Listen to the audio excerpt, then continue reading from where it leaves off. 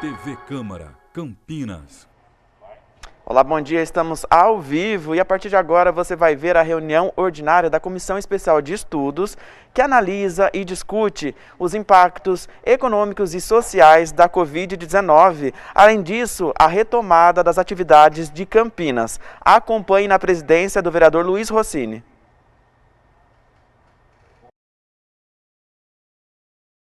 Oitava reunião da Comissão Especial de Estudos, criada para analisar os impactos da pandemia da Covid-19 no nosso município.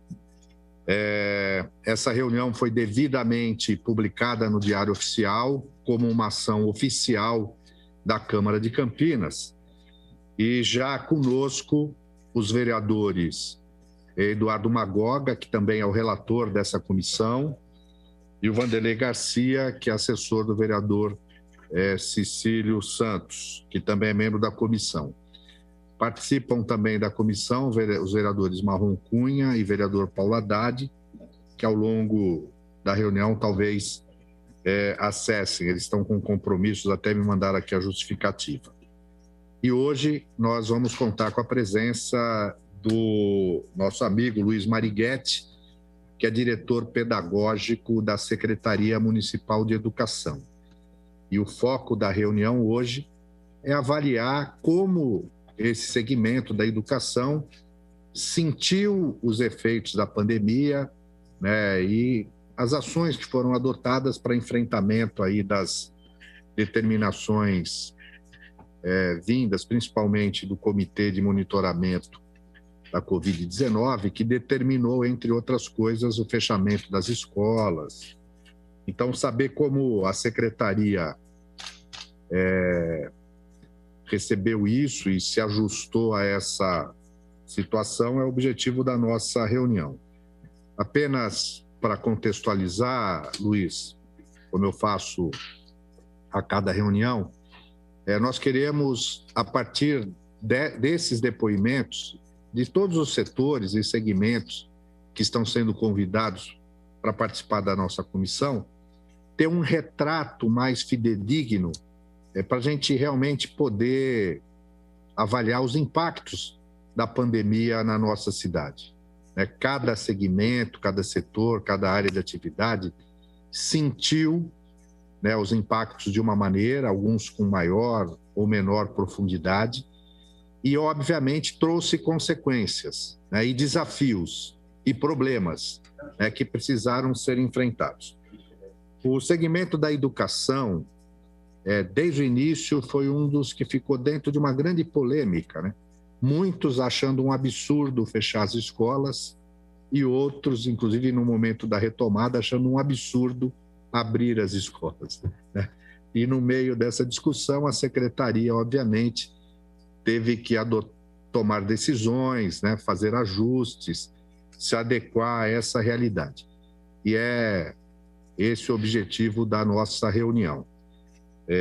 Além dos vereadores presentes, o público que nos assiste, se quiser participar, encaminhar algum questionamento, ou fazer algum comentário, pode fazê-lo através do WhatsApp da Câmara, cujo número é DDD 19 97829 3776, 19 97829 3776, ou também através do e-mail da Câmara, que é comunicacal@campinas.sp.leg.br. Se chegar alguma pergunta do público, a gente passa para o Luiz. Como é que tem sido o formato das nossas reuniões? A gente já passa a palavra, nesse caso, para o Luiz Mariguetti, que é diretor pedagógico da Secretaria Municipal de Educação, para fazer a sua apresentação, o tempo que você julgar necessário, e, na sequência, nós abrimos para os vereadores da comissão fazer questionamentos, aprofundar alguma questão, eliminar alguma dúvida, e aí a gente vai batendo um papo.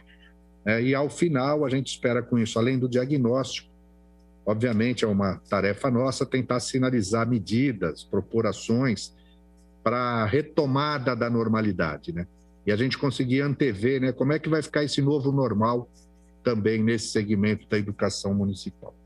Então, feita essa rápida introdução, eu já passo a palavra aqui para o Luiz Marighetta, agradecendo a presteza de ter aceito o convite de participar conosco da nossa comissão.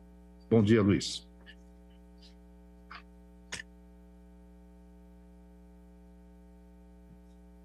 Pode liberar seu som. Está sem som, peraí. Pronto, pode falar. Bom dia, consegue me ouvir? Queria agradecer, então, a oportunidade de estar falando. Acho que é muito importante a Secretaria poder estar discutindo esse processo, acho que para, inclusive, se aproximar dos outros segmentos presentes aí na vida da cidade, né? Em alguns momentos a gente se sente bastante sozinho nessa caminhada, tem se sentido bastante sozinho. Acho que é bastante importante a gente estar dialogando. Então já agradeço essa oportunidade e cumprimento os vereadores todos da comissão, na figura do vereador Rossini, também grande liderança da cidade. Acho bastante importante a gente estar podendo fazer essa interlocução com a comissão e, na figura do vereador Rossini, cumprimento os demais. Eu vou tentar fazer, vereador, um histórico para dar um pouco a dimensão para as pessoas de como que a Secretaria de Educação, desde 2020, tratou essa questão das atividades escolares no contexto da pandemia, porque Campinas se colocou de maneira um pouco diferente dos outros municípios logo no início e vem servindo inclusive de modelo. Acho que essa é uma coisa importante de dizer. A gente vem servindo de referência para muitas cidades, sobretudo redes municipais maiores, né? A gente vem dialogando bastante com algumas cidades em relação a isso, trocando experiências. Então, acho importante fazer um pouco esse histórico para reconhecer a construção do processo e reconhecer a participação dos trabalhadores da educação na construção desse processo. Foi um processo dialogado. Acho que também é importante reconhecer o nosso quadro de profissionais e a contribuição do nosso quadro de profissionais na construção desse processo. Então, primeiro, retomar, né? A gente manteve as atividades presenciais em 2020 até 20 de março, acho que todo mundo lembra daquela ocasião, e ali as aulas foram suspensas. É importante considerar que naquele momento, mesmo a medicina, né, o pessoal da área da ciência que lida com essa questão da pandemia, tinha um entendimento da pandemia que também mudou ao longo do tempo. Então, acho que é importante a gente retomar isso para analisar devidamente a questão. Em 2020, em março de 2020, tinha um entendimento sobre a questão da contaminação, tinha um determinado entendimento em relação à pandemia e, inclusive, havia uma expectativa em relação à duração. Isso no mundo todo, no Brasil também não foi diferente, né? Em função, então, do que se sabia da doença lá em 2020, no início, e em função dessa expectativa, das curvas, do comportamento da contaminação e tudo mais, o indicativo foi a suspensão, a redução da circulação das pessoas e, com isso, portanto, o fechamento das escolas. Isso aconteceu no mundo inteiro, não foi só no Brasil, né? Alguns países de maneira um pouco diferente, mas em geral as atividades escolares elas foram ou suspensas ou muito reduzidas. No Brasil a gente optou por suspender essas atividades. Ocorreu lá em março, alguns municípios primeiro, outros depois, algumas redes estaduais primeiro, outras depois. Isso foi se dando ao longo do tempo em função de como a pandemia foi chegando nos lugares. Em Campinas chegou muito rápido, então nós suspendemos lá em março.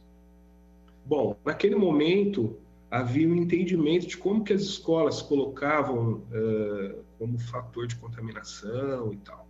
Eu vou tentar não entrar nesse debate da questão epidemiológica, porque não é a nossa área, nem é o meu intuito falar disso aqui. Eu acho que tem pessoas com capacidade técnica para falar, o que não é o meu caso, mas vou tentar fazer sempre esse link para a gente entender como que o processo se deu.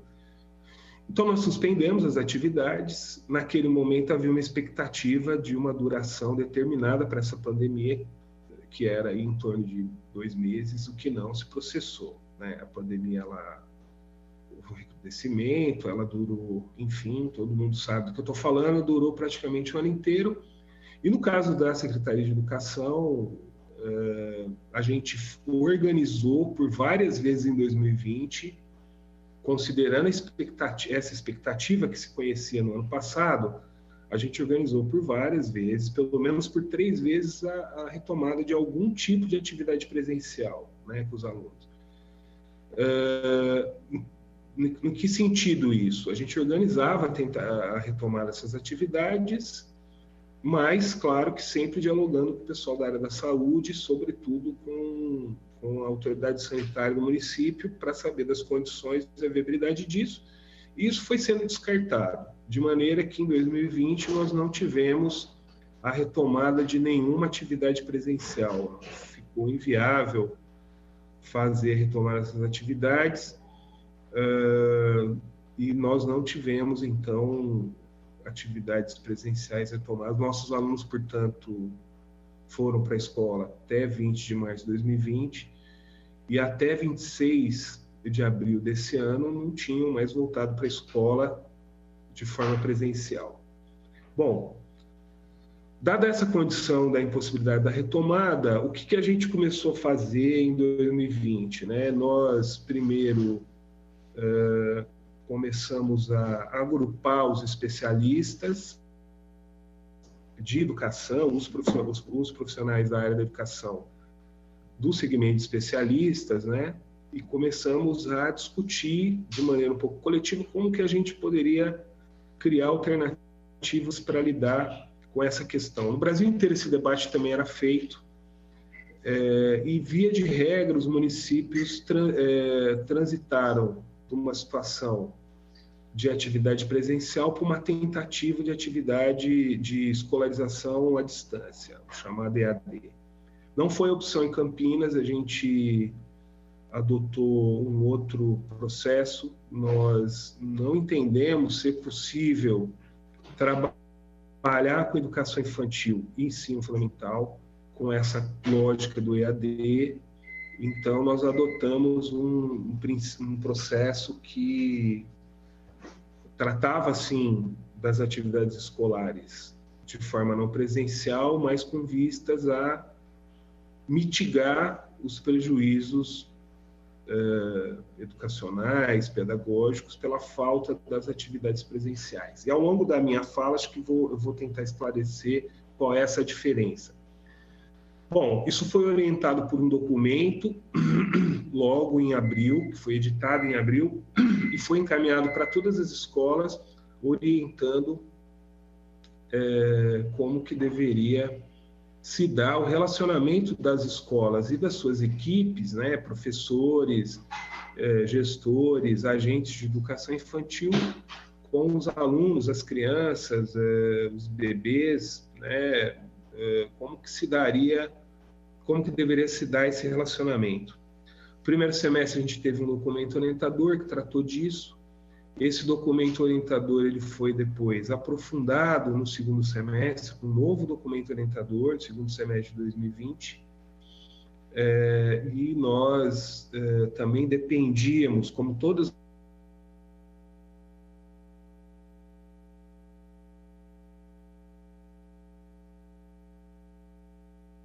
Luiz, espera que sumiu o som aqui.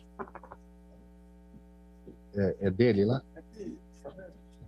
Ô, Luiz, ficou sem som aí.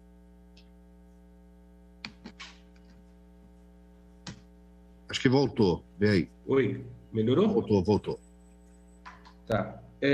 Então, nós revisamos esse documento no segundo semestre de 2021, né?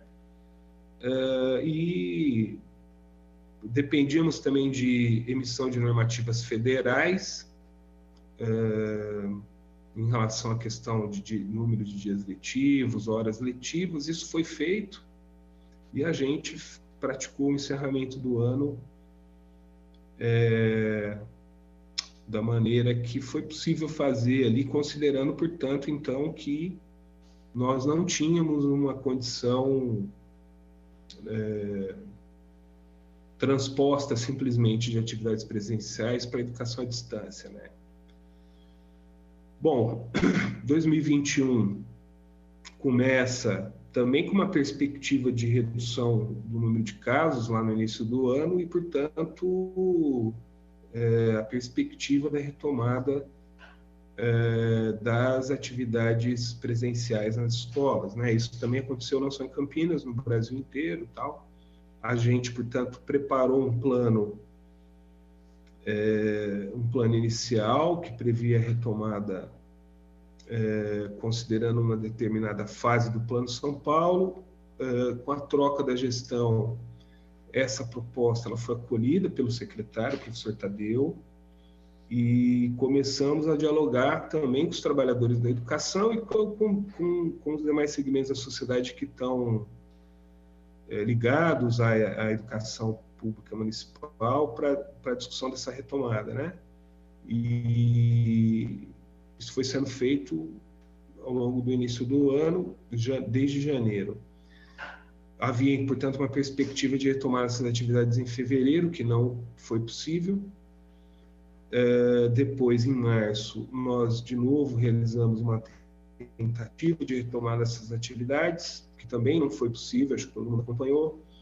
E depois algumas mudanças ocorreram. A primeira é que algumas considerações sobre a pandemia, sobre a forma de contágio e tal, elas foram mudando, né? Essas considerações foram mudando, e duas coisas ocorreram aí. Uma, a questão do decreto do governador que colocava as atividades educacionais como prioridade, né? Como uma atividade essencial, que, portanto, tirava essa questão das fases do plano, de um lado isso, e de outro lado, um indicativo mais claro e sólido da autoridade sanitária de que, garantindo os protocolos sanitários nas escolas, era seguro a retomada de das atividades presenciais, atividades escolares presenciais. Então, diante disso, nós organizamos um plano para retomar as atividades presenciais, que se iniciou em 26 de abril, para o ensino fundamental. Os alunos, portanto, começaram a retomar as atividades presenciais em 26 de abril, e no caso do ensino fundamental, aí uma taxa de retorno dessas crianças de até 35%, nas escolas em que as adequações sanitárias tinham sido feitas. Acho que é importante essa questão, ela está bem centrada, né? A nossa prioridade é a garantia da segurança das crianças, famílias e dos profissionais. A adequação dessas escolas também foi um processo bastante longo, que começou no ano passado com a professora Solange, se aprofundou muito com o professor Tadeu. As escolas elas tiveram que ser transformadas para receber essas atividades presenciais, respeitando todos esses protocolos, muitas inclusive com intervenção na infraestrutura mesmo, tivemos que fazer obra nas escolas para poder adequá-las a retomar essas atividades, mas a gente conseguiu fazer isso com as escolas do ensino fundamental, possibilitando o retorno dessas atividades em 26 de abril, e isso ocorreu. Depois, na sequência, nas semanas seguintes, passamos a retomar as atividades da educação infantil. Primeiro com o agrupamento 3, são as crianças maiores, a pré-escola, e nas semanas seguintes as crianças menores, e essa semana nós estamos com a retomada do último grupo, né, da educação infantil, e agora também estamos discutindo a retomada das atividades dos cursos noturnos. Por que eu falo dos cursos noturnos? Como todo mundo sabe, havia uma limitação da circulação de pessoas após as 20 horas. O decreto indicava que das 20 às 5 da manhã não deveria haver circulação de pessoas, portanto, os cursos noturnos, no nosso caso, eles se iniciam às 19, a gente não indicou o retorno dessas atividades em função desse pequeno tempo limitado por essa restrição de circulação. Agora, essa restrição ela foi ampliada até as 21, então a gente começa a discutir a possibilidade de retomar também essas atividades desses cursos noturnos, que tem um impacto grande na educação de jovens e adultos. Embora a gente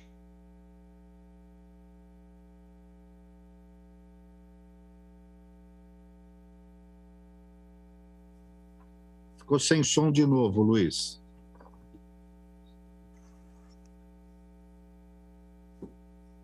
Oi.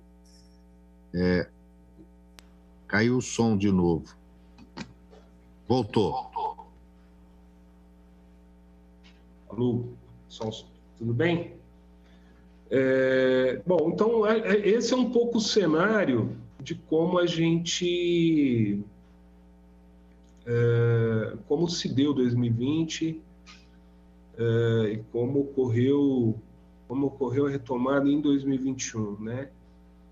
É uma situação bastante difícil, como o senhor coloca mesmo na apresentação. Nós tivemos aí pressão tanto para o não fechamento das escolas quando isso ocorreu, como para a não abertura quando isso se deu. A gente entende que é um momento delicado, né? É preciso ter clareza e acho que ter calma também para entender que esse momento nunca foi vivido, né? É surreal imaginar que a gente ficaria com escola fechada por um ano, né? Como foi que ocorreu em Campinas, né? Nós fechamos em março, mais de um ano com as atividades escolares interrompidas, as atividades presenciais.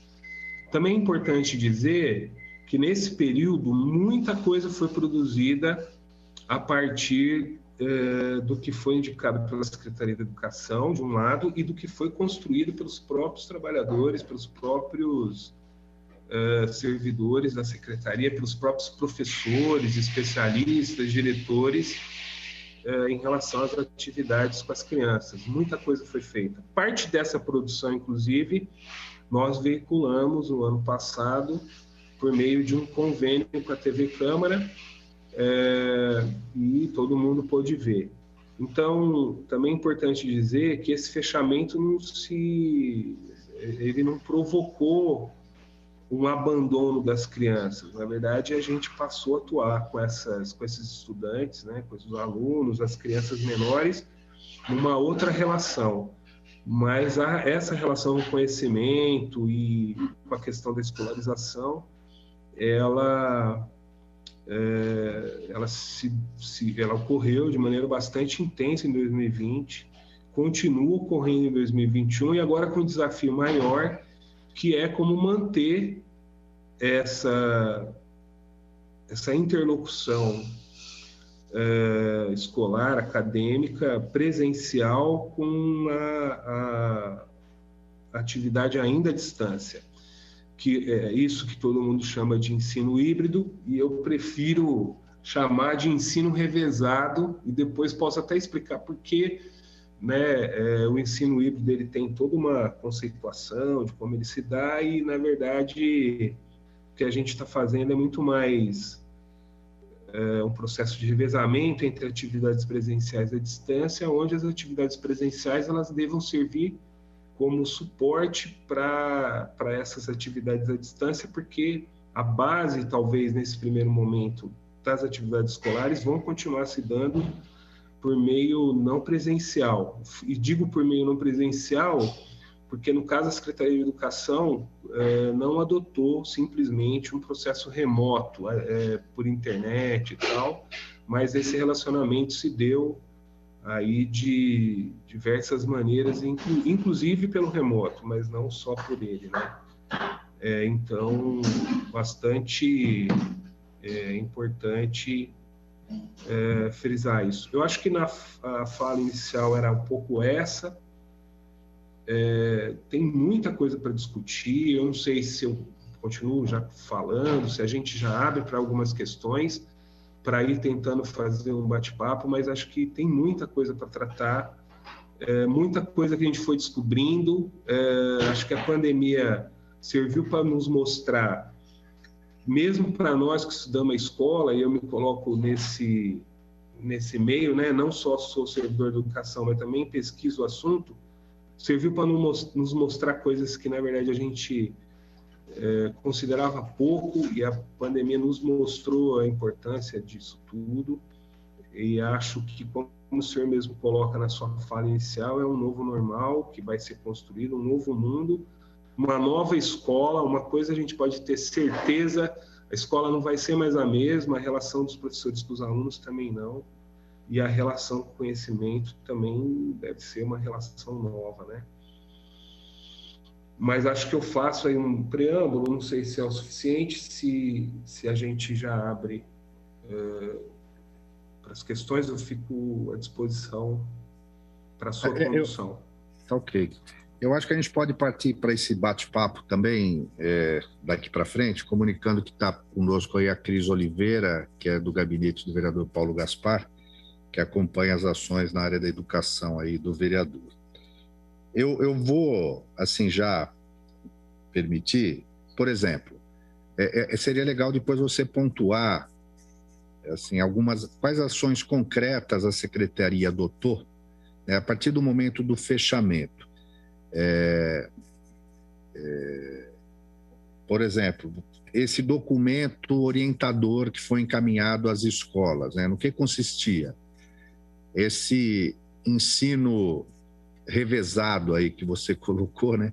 Como é que foi fazendo esse ajuste para garantir que os alunos matriculados da rede municipal não tivessem interrompido o processo de ensino-aprendizagem, né? Eu já estou iniciando aqui, depois os vereadores podem complementar mais alguma coisa. É claro que deve ter havido também a necessidade de capacitação, de preparação dos professores, né? Para, olha, agora você não vai estar mais na sala de aula presencial, né? Você vai estar a parte remota ou não. Como é que foi feito esse processo de capacitação da rede, dos profissionais, para cumprirem esse papel? Se foi desenvolvido algum mecanismo de monitoramento e até de avaliação, se aquele conteúdo transmitido, a metodologia adotada, estava cumprindo o seu papel, né, garantindo o aprendizado. A gente ouviu muito ao longo do tempo que parte dos alunos, eu não sei estimar quanto, tinham dificuldades de acesso, inclusive, à internet, não tinham computador, né? Como é que foi feito? Teve um tratamento especializado? Esses alunos ficaram à margem? São dúvidas que acabaram sendo pontuadas ao longo do processo, né? Eu tenho outros questionamentos, mas assim, só para tentar orientar um pouco o que eu acho que são informações importantes. Mas eu já aproveito, abrir para o vereador Eduardo Magoga, que é o relator, que também ele possa pontuar algum questionamento, alguma dúvida, e também o Vanderlei e depois a Cris, porque assim, pontuando um pouco quais são as dúvidas, as expectativas, aí você retoma a fala aí, já tentando desenvolver esses temas, tá bom? Vereador Eduardo Magoga, com a palavra.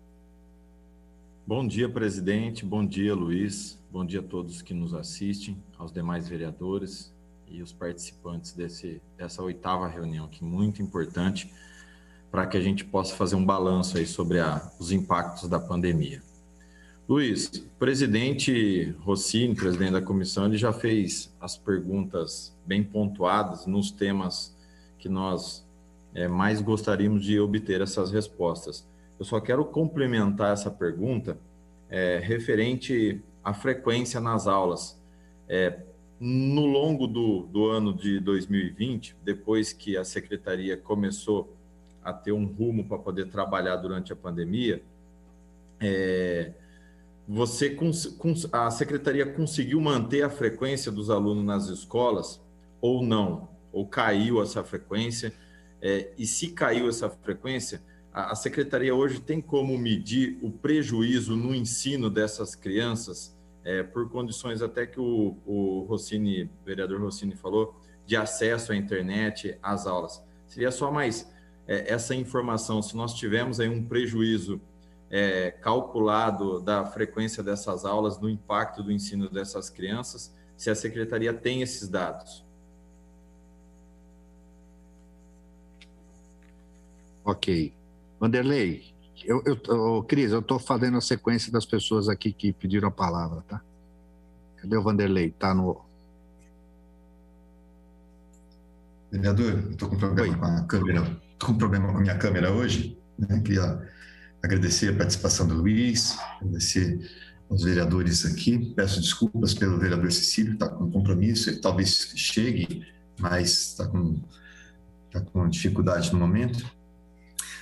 O que eu gostaria de ver com o Luiz, na verdade, é uma coisa que diz respeito muito à Secretaria de Saúde, mas em relação à expectativa de vacinação de professores e de funcionários da rede de educação, para que você tenha mais segurança e melhores condições para que as atividades sejam retomadas, né? Então, se há alguma expectativa de como que isso está se dando. Muito obrigado. Registrado. Cris.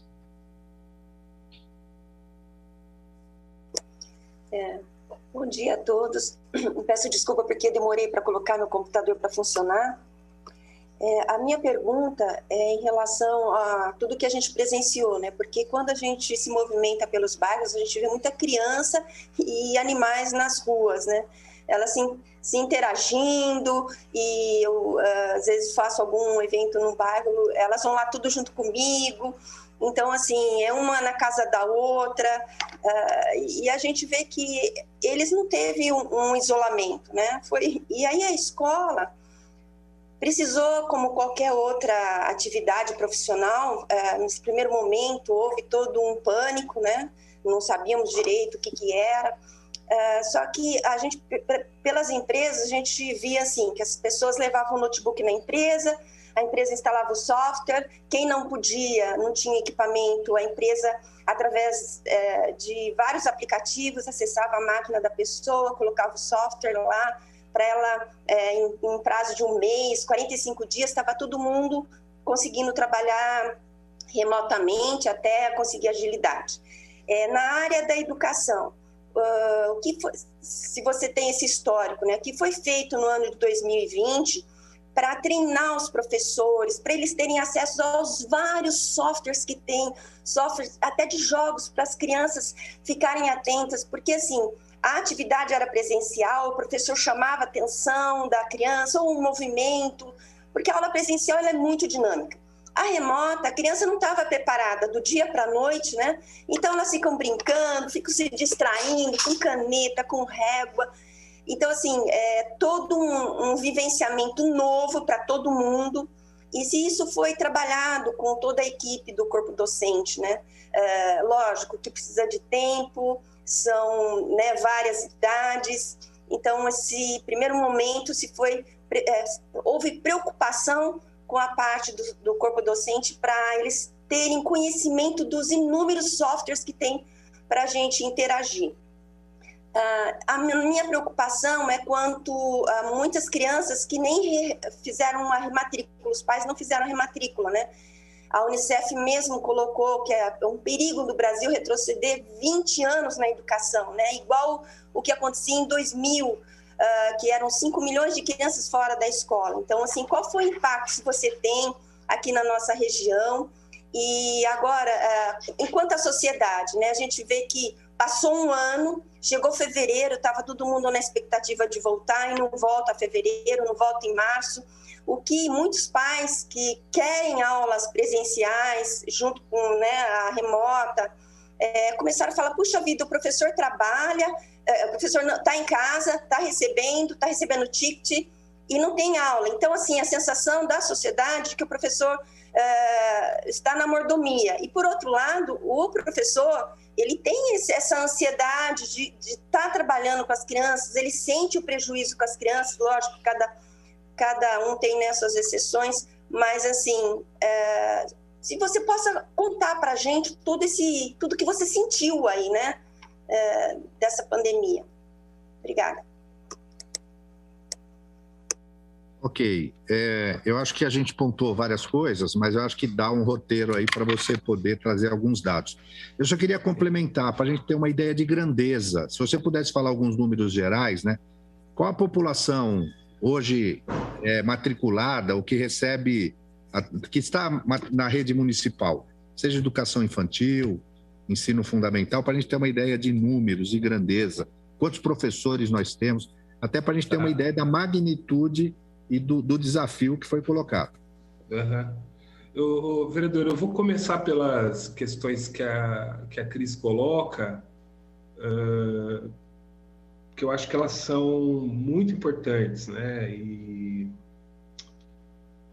se ficar instável o som, por favor, vocês me avisem. Mas eu vou começar pela questão que ela traz, porque tem uma questão aí de simbólica, mas que é muito importante no meio acadêmico, que a gente chama de representação social, né? Há uma representação social do que é a escola e há uma representação social do que é o professor. Acho que a escola, como ela é uma estrutura talvez das mais tradicionais, vamos dizer assim, a gente, quando pensa em escola, pensa naquele local, naquele espaço, pensa no professor, no mestre, pensa nas crianças ali tendo aula daquele formato. Então, quando há mudanças nisso, isso é muito sensível, porque está trabalhando com um conhecimento muito antigo nosso, né? Assim, ao ponto de que pessoas que nem nunca foram para uma escola, a gente tem pesquisas que indicam isso, tem muito claro de como uma escola é. Se você perguntar para todo mundo como é que é uma escola, as pessoas conseguem te dizer como é que é, tal. Mesmo uma pessoa que nunca frequentou.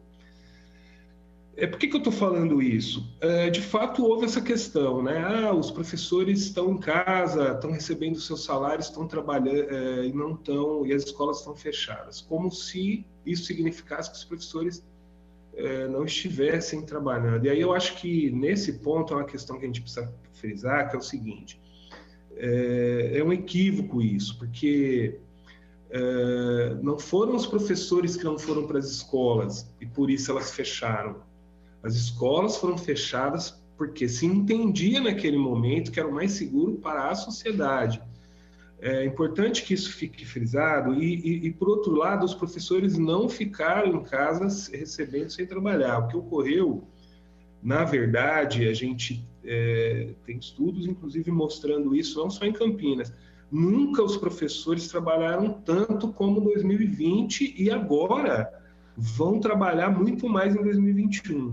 É importante ter claro isso. Por quê? Da mesma maneira que é difícil a gente imaginar um cenário onde essas crianças que tinham aulas, como a Cris falou, né, iam para a escola, eram ali mobilizadas pelo professor de forma presencial, da mesma maneira que é difícil a gente pensar como fazer isso de forma não presencial, foi muito difícil para o professor criar, para os professores de maneira geral, criar mecanismos para manter esse relacionamento com as crianças e conhecimento à distância, né? E aí eu acho que isso é importante frisar. E a gente só conseguiu por causa do empenho desses profissionais, né? Não só dos professores, mas principalmente deles. Esses mecanismos, eles foram sendo criados durante o processo.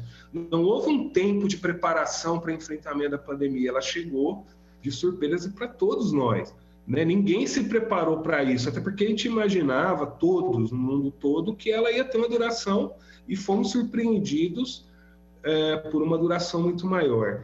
Então, na verdade, os professores, eles trabalharam muito em 2020. Eu acho que a Secretaria e o Departamento Pedagógico, a gente conduziu o debate para elaborar as orientações, e o vereador Rossini pergunta dos documentos, eu já vou falar na sequência, mas a elaboração dessas orientações, elas não serviriam de nada se não tivesse o compromisso e o empenho desses profissionais. Então, acho que primeiro precisa dizer isso. Tanto é assim que o que a gente realizou em Campinas tem servido de modelo para outros municípios agora em 2021, né? Municípios que adotaram estratégias diferentes da nossa, né? E aí eu já vou dizer qual foi a nossa estratégia a partir do que o vereador Eduardo Magoga coloca, né? Então, Cris, o que ocorreu, na verdade, foi isso. Havia também uma ansiedade bastante grande dos professores, ou pelo menos de parte deles, para retomar as atividades presenciais, sim, mas também havia um temor em relação à questão da doença, o que é uma coisa né, possível da gente imaginar, né? Todo mundo queria se proteger da questão da contaminação. Mas essa ansiedade dos professores se dava, inclusive, porque é uma sobrecarga de trabalho bastante grande trabalhar nessas novas, com essa nova realidade, né? Com essas múltiplas tecnologias que você colocou, né? Do ponto de vista da Secretaria de Educação, o que nós fizemos, né? Nós adotamos uma tecnologia para a hospedagem do conteúdo, mas as escolas foram orientadas por esse documento orientador, e aí já aproveito para responder a questão que o vereador Rossini coloca. Esse documento orientador, ele trouxe a orientação para as escolas para usar qualquer meio. Então, diferente de outras redes, nós não usamos apenas a questão da internet e os aplicativos de internet para atividade remota por internet. O que a Secretaria de Educação apostou foi na manutenção do vínculo família, aluno e escola por qualquer meio, seja ele qual for. Então, a escola podia usar, inclusive, o Facebook, o WhatsApp, foi possibilitado a constituição do WhatsApp para as unidades e tal. Qualquer meio possível, qualquer meio disponível, a escola deveria usar, inclusive a entrega de atividades impressas, que foi bastante usado pelas escolas. As escolas produziram conteúdo e entregaram para os alunos de maneira impressa. Por quê? Porque é essa questão que se traz, quer dizer, alguns alunos tinham mesmo a dificuldade de acesso à internet. E mesmo com a entrega da internet pela secretaria, e aí eu já vou para a questão que o vereador Rossini coloca. Nós distribuímos equipamento para todos os professores que quiseram ter acesso, eles tiveram acesso a um Chromebook e um modem de internet, né, com plano de dados para que eles pudessem trabalhar, né? Então, o equipamento para o professor ele foi disponível. Isso 2020, estou falando. 2021, isso foi feito da mesma maneira. Para os alunos, não foi possível a entrega de equipamento, né? Acho que a secretaria ela não conseguiu viabilizar, a administração de maneira geral, a entrega de equipamento para os alunos, mas nós entregamos chip de dados para todos os alunos do ensino fundamental. Agora, há uma questão aí que é o seguinte: o acesso à internet, ele ter o acesso garantido não garante ter acesso às atividades, são coisas diferentes, e isso é um dos elementos que eu estava trazendo, que a pandemia foi nos mostrando. Não é o mesmo meio que serve para mim, não serve para todos. Então, algumas pessoas, por exemplo, se dão bem com cursos à distância, outras não se dão, né? Então, muitos alunos fizeram interlocução com os seus professores, com as suas escolas, por acesso pela plataforma, pelo acesso à internet, mas muitos não fizeram. Desses que não fizeram, não faziam porque havia uma dificuldade de acesso à internet, mesmo com esse plano de dados entregue, porque a gente tem áreas da cidade onde a questão da internet é muito ruim, todo mundo sabe disso, né? A gente tem áreas de sombra, áreas enormes, então mesmo entregando o chip de dados para essas crianças, elas não conseguiam acessar. Havia dificuldade da falta de equipamento, que a Secretaria não conseguiu prover, sim, mas havia também a incapacidade dessas pessoas de lidar com esses novos meios. Daí, por isso, a gente começou a adotar aí um procedimento também de entrega de atividades impressas para essas crianças, a possibilidade delas fazerem interlocução não só por meio da internet. Por isso que a gente prefere chamar aqui de atividades não presenciais e não de atividades remotas. Pode parecer que é a mesma coisa, mas não é. As atividades remotas, em geral, elas se referem a isso, atividades realizadas pela internet. E por isso que a gente também não chama aqui de aula online, porque não é disso que se trata, né? A aula online, em geral, ela se dá ali tempo a tempo, o professor de um lado da internet e o aluno do outro lado. Não foi esse procedimento que a gente adotou na Secretaria de Educação. Então, é bastante importante frisar isso. Aproveito as outras questões que a Cris traz. Formação dos professores, de fato, ela precisou ocorrer. Nós tivemos, inclusive, um impacto grande na própria política de formação. Acho que vocês sabem, a Secretaria de Educação, ela mantém uma política sólida já de acho que décadas até, de formação dos seus próprios profissionais, através da Coordenadoria Setorial de Formação, o CEFORTEP, né? E a gente teve que mudar a política de formação e criar novas modalidades formativas para atender a esse momento, porque até na formação houve impacto. Primeiro porque precisava ter novos meios para fazer essa formação, e segundo porque o lugar de interesse, vamos dizer, desse professor também mudou. O lugar de interesse dele passou a ser, como eu me relaciono agora com conhecimento, né? Essa é a primeira questão, e depois com o meu aluno nessa nova realidade. Surgiram novas modalidades. Uma delas, que é o CSF na escola, que foi uma modalidade criada especificamente no período da pandemia e que teve bastante amplitude. Nós realizávamos, para vocês terem ideia, encontros com mais de 200 pessoas, né? Discutindo as perspectivas de interlocução da escola e desses profissionais com esses alunos nesse tempo e com os recursos que a gente tinha. Então, a questão da formação que você coloca, você tem razão, houve um impacto muito grande e ela vai precisar ser reconstruída mesmo, né? Para essa nova realidade, precisa ser reconstruída. A gente precisa também pensar numa formação que dê conta aí de novas questões. Novas questões que ainda estão aparecendo, porque, para vocês terem ideia, o vereador Eduardo Magalga coloca a questão do prejuízo pedagógico das crianças. Isso é algo que ninguém ainda sabe. A gente ainda está medindo qual é o impacto concreto na questão da aprendizagem que essas crianças sofrem. Sofreram, né? Sofreram, e como que a gente vai precisar atuar com elas agora?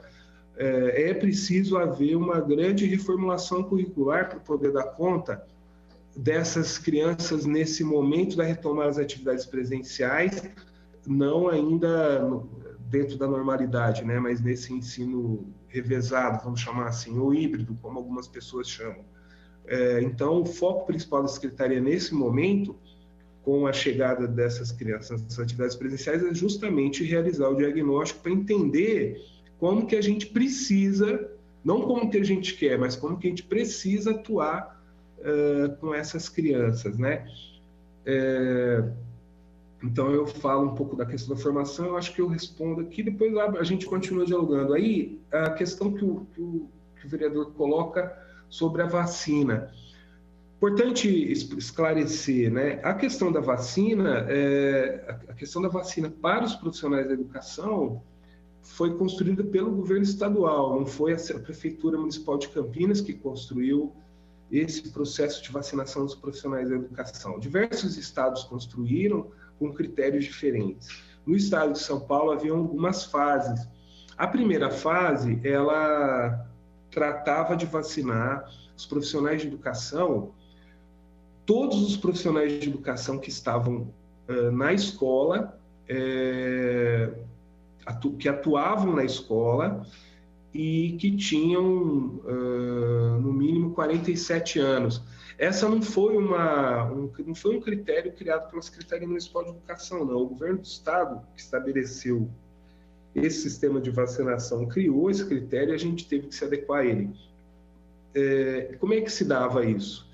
O profissional de educação, seja da rede pública, estadual, municipal ou da rede privada, ele se inscrevia lá no Vacina Já, do governo do estado, era selecionado, era validada a inscrição dele, depois ele agendava no seu município. No caso de Campinas, agendava no sistema de agendamento da Secretaria de Saúde. E os profissionais todos que estavam atuando na escola puderam fazer, que se enquadravam nesse critério, né, puderam se inscrever e puderam se vacinar. A expectativa era de que nas próximas fases fosse reduzida essa faixa etária, vereador. O problema é que eu imagino, porque isso não é dialogado com a gente dessa maneira, mas eu imagino que a questão foi a falta de doses, porque a expectativa era reduzir essa faixa etária. A ideia da Secretaria do Governo Estadual era vacinar todos os profissionais de educação, justamente pela consideração da educação como serviço essencial, né? Mas isso não se deveu, a gente ainda está aguardando. Quais profissionais, portanto, foram vacinados?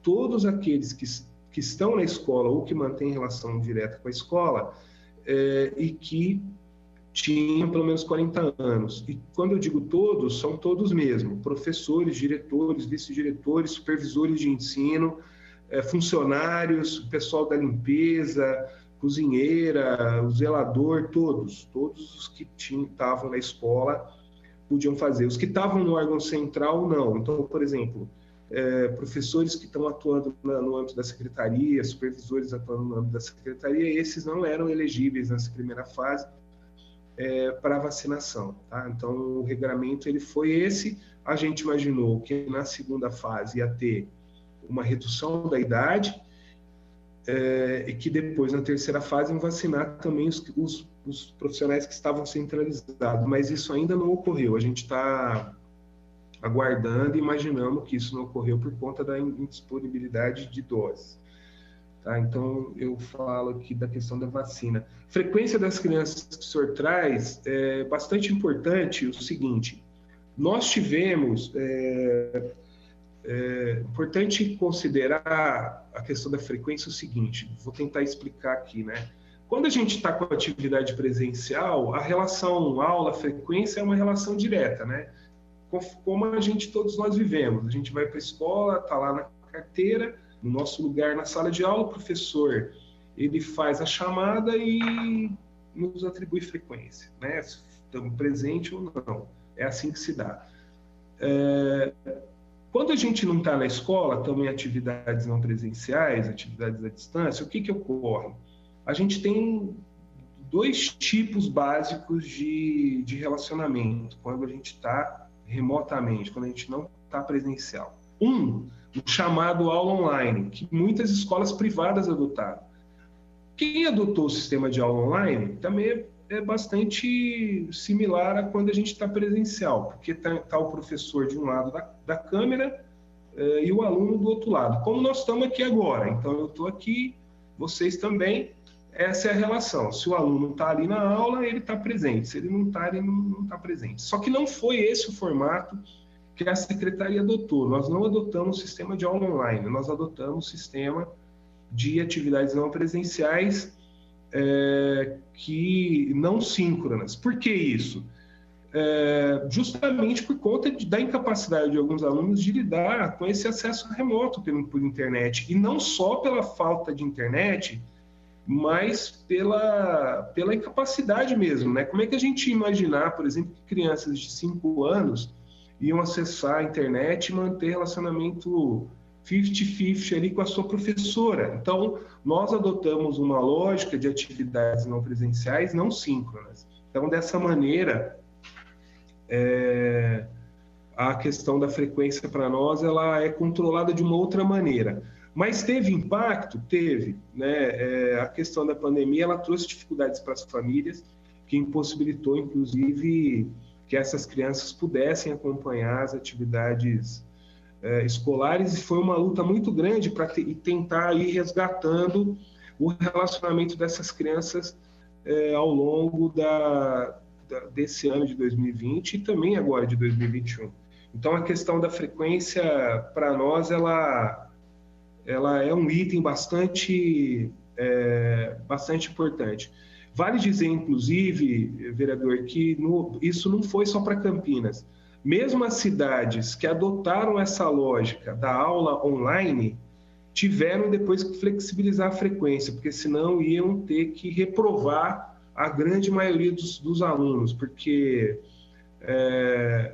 os alunos não conseguiam manter essa constância diária, mesmo aqueles com acesso à internet, né? Então, essa é uma questão importante que o senhor traz.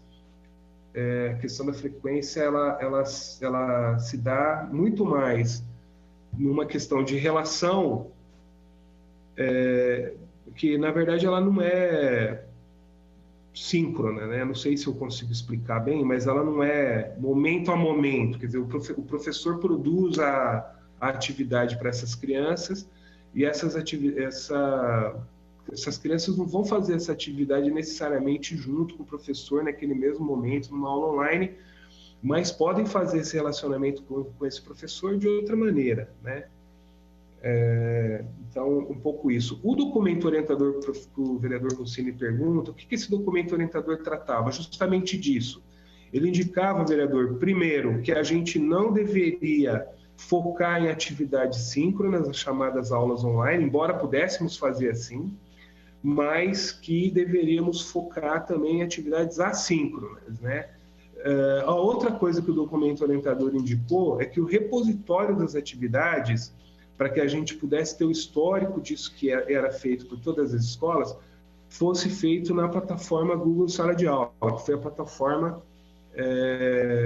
que a Secretaria adotou como plataforma oficial. A outra coisa que esse documento indicava era que a gente reafirmava os nossos princípios curriculares, as diretrizes curriculares de Campinas, e indicava a produção dessas atividades de maneira o mais coletiva possível pelos professores. Portanto, indicávamos para esse momento atividades que pudessem ser construídas, quanto muito possível, de maneira multidisciplinar, né? E não atividades disciplinares como a gente muitas vezes faz na escola em tempos normais. E a outra coisa indicada também era das múltiplas perspectivas de contato com essas famílias e com essas crianças.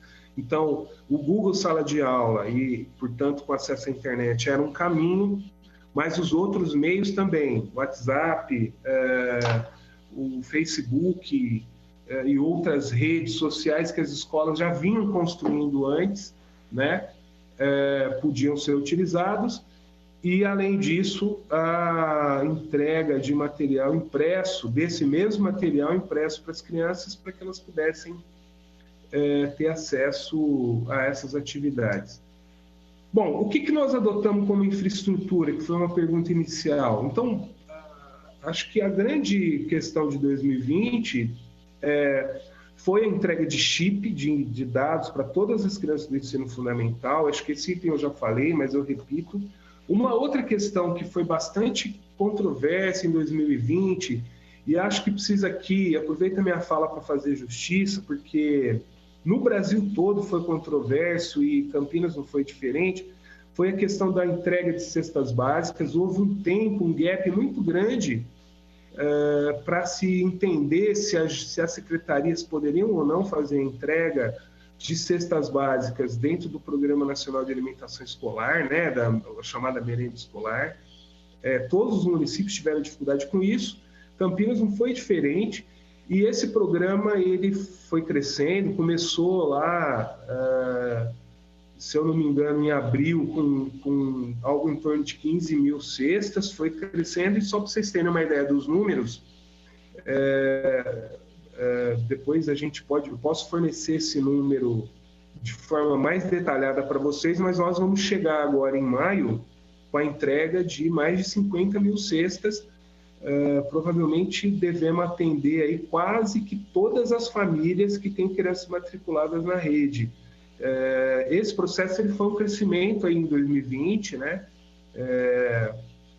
E em 2021 ele está sendo consolidado com a chegada do professor Tadeu, da ampliação da entrega dessas cestas e também dos kits de hortifruti. Eu não vou conseguir discutir isso de forma muito pormenorizada, porque não é o meu departamento, mas o que eu sei dizer para vocês é que, diferente do que foi feito em 2020, a ideia é que as famílias possam receber os 2 itens, tanto a cesta como o kit de hortifruti, aquelas que desejarem, evidentemente, né?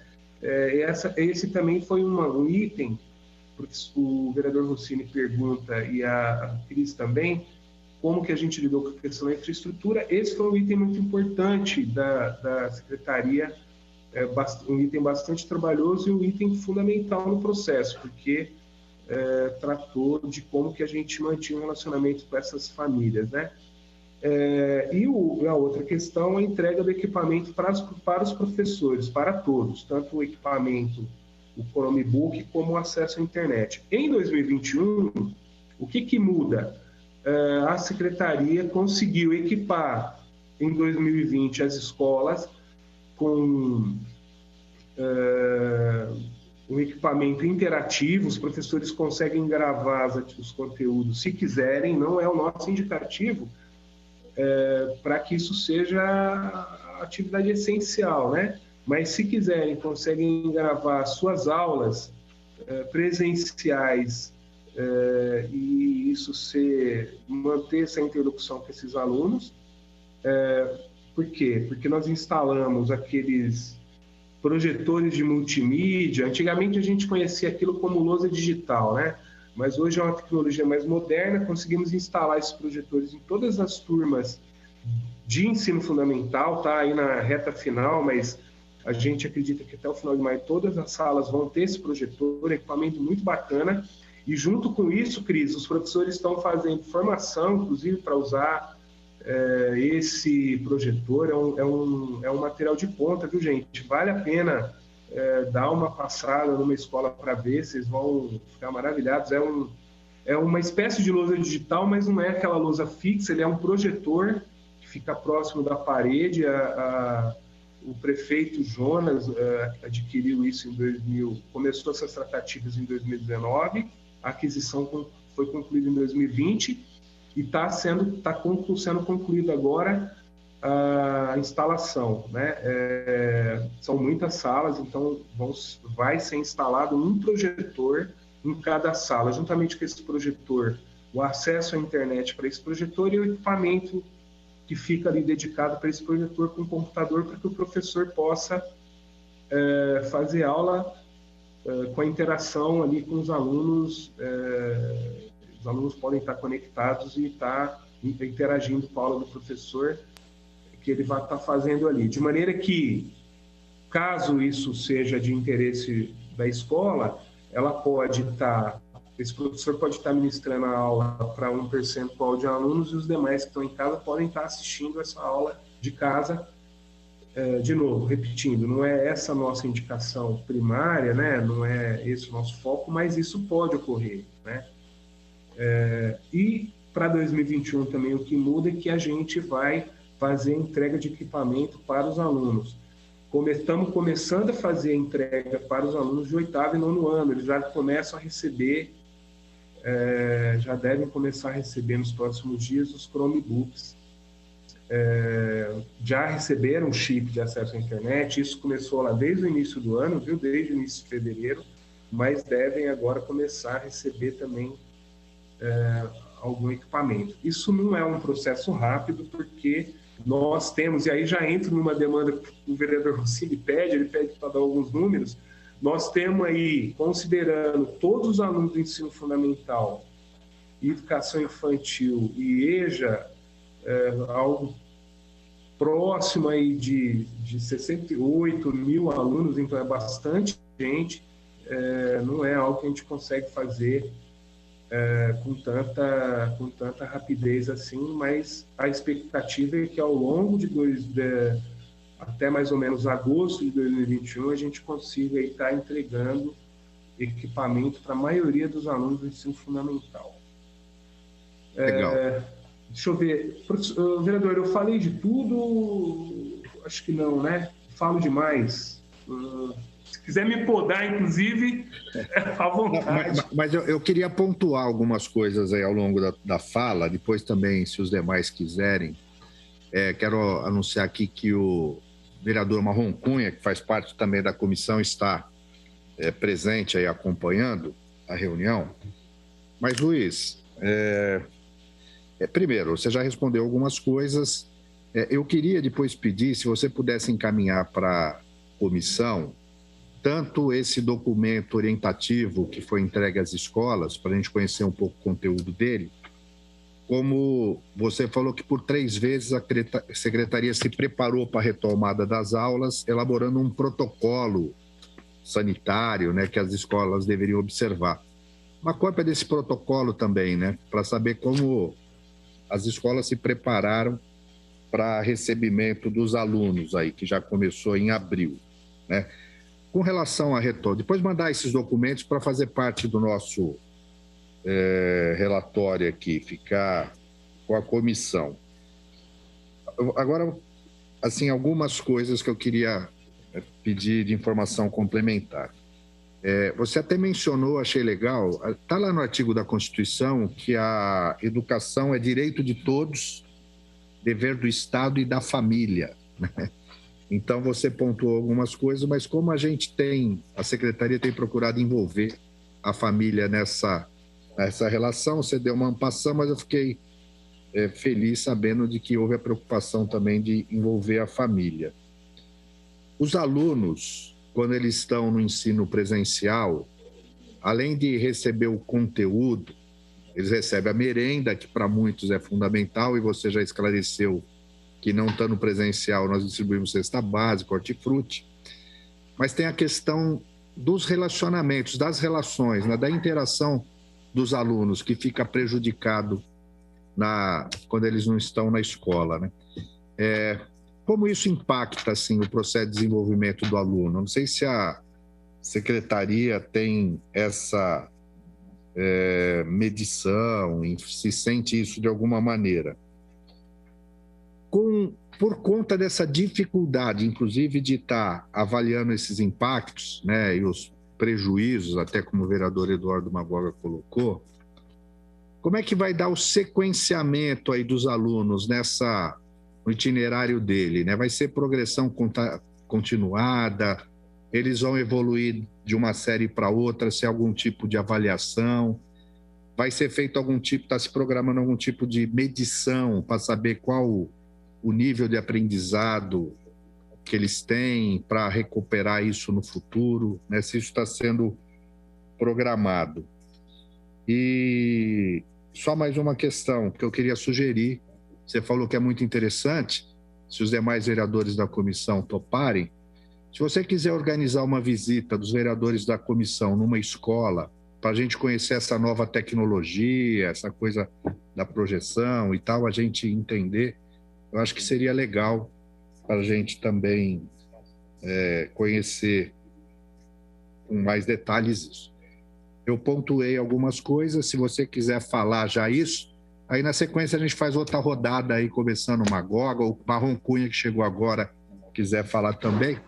Nós temos até meio-dia, é o nosso limite aqui, então temos um tempinho aí. Mas para não ficar muito extenso, você anotou o que eu falei, Luiz? Se você quiser falar sobre isso, anotei. Aí depois a gente abre a rodada para os demais aí. Obrigado. Ok. Vereador, vou começar pelo final, que eu acho que é a mais... Não acho que é a mais fácil, mas é a que me dá mais satisfação. Já está anotado aqui... já está anotada aqui a possibilidade da visita. Acho que não só para ver o equipamento, mas também para ver concretamente como se deu a preparação das escolas em relação a esse protocolo sanitário. Acho muito importante e já organizo uma data hoje e aí transmito ao senhor para que possa convidar os demais membros da comissão. Será um prazer. Acho que Marrom, a gente pode...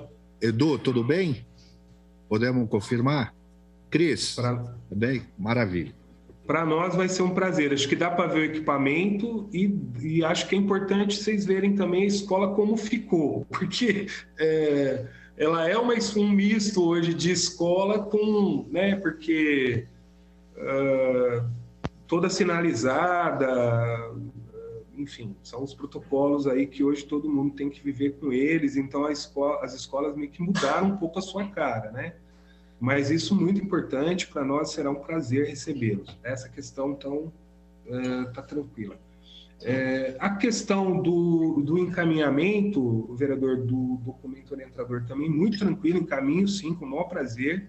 São vários documentos, viu? Na verdade, não é um documento só. Inclusive, agora, para o retorno das atividades presenciais, também nós temos documentos orientadores específicos,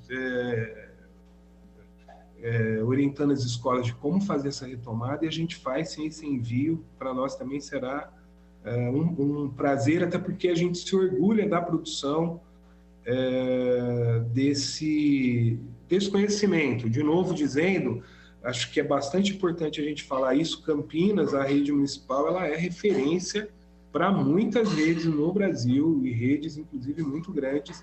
Então, normalmente, quando a gente emite essa documentação, ela não é só, não gera um frisson só aqui, não. Em outras cidades, em geral, o pessoal acaba pegando isso, querendo entender por que vocês estão falando isso, por que indicar aquilo e tal. Então, a gente faz isso com o maior prazer mesmo, sem problemas também.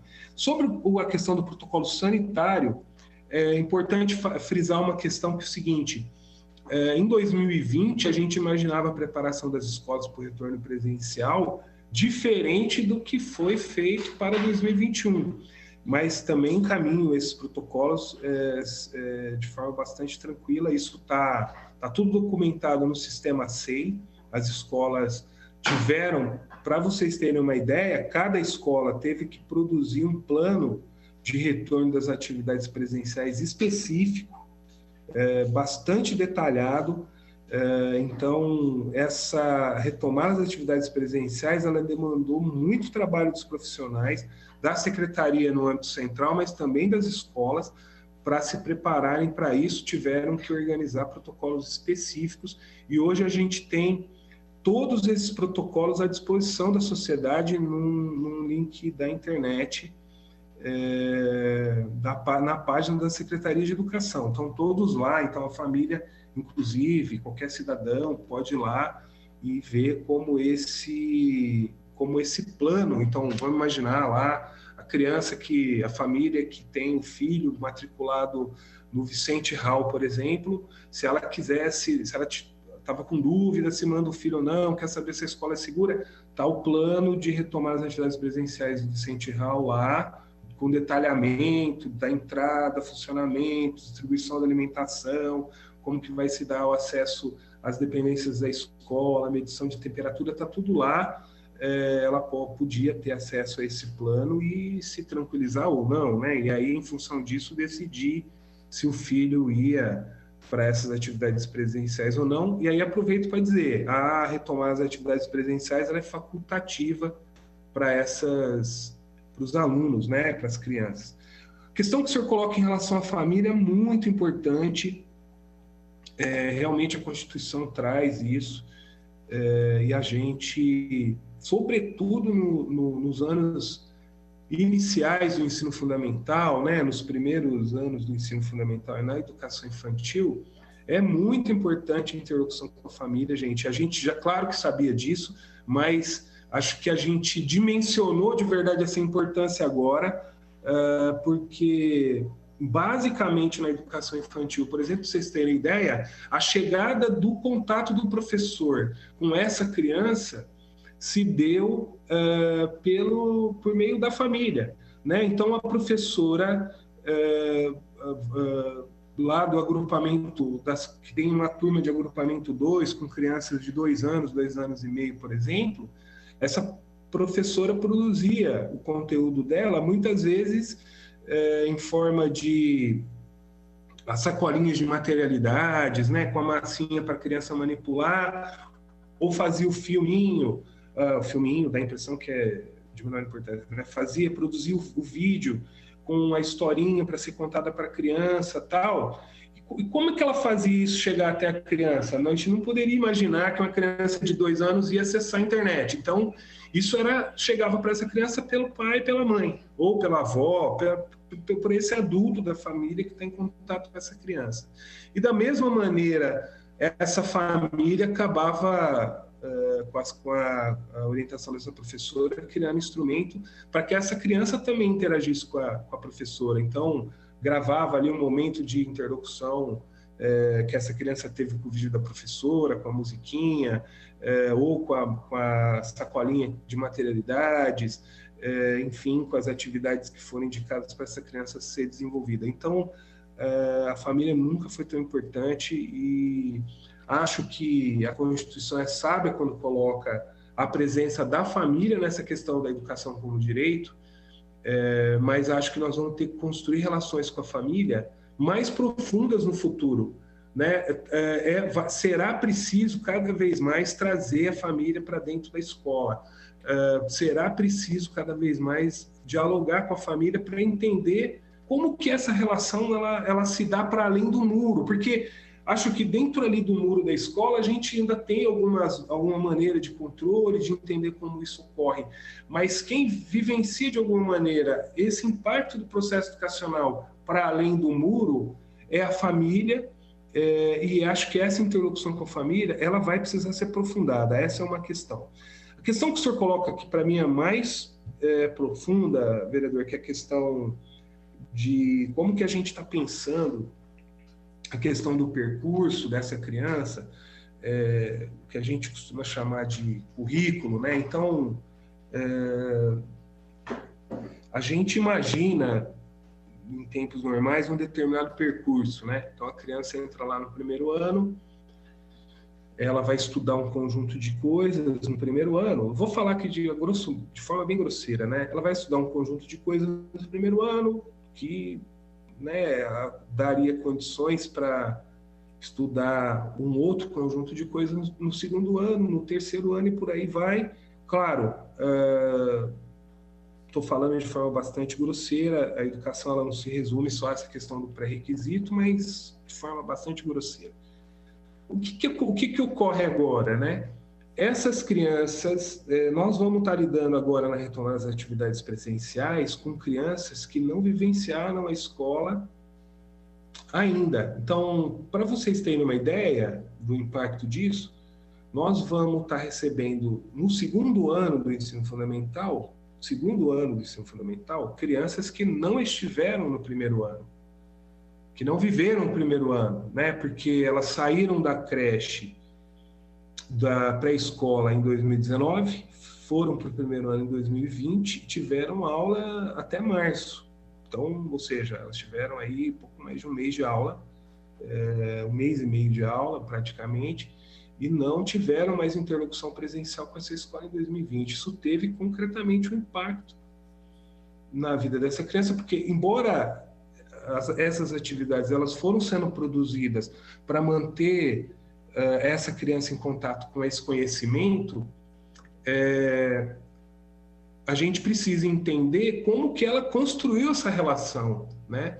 Isso não é uma questão também para Campinas, viu, gente? Essa é uma questão que está dada para o Brasil inteiro. Por exemplo, minha filha faz engenharia e ela ingressou no curso de engenharia em 2020. Ela está no segundo ano do curso de engenharia sem ter tido uma aula presencial. Que engenheira ela será, né? Então, a minha filha, viu, Luiz? A minha filha também ingressou no direito agora, primeiro ano, né? Ela está na faculdade, mas não conhece nem os amigos. Foi justo. A minha, inclusive, reclama muito. Agora mesmo passou aqui do lado, reclama muito que é o seguinte, ela falou, só fiquei com a parte ruim da universidade, porque as festas eu não pude ter. Falei, pois é, né? Mas, enfim... Então, o que a gente vai... qual é a nossa expectativa agora? É de entender em que momento nessa relação com conhecimento...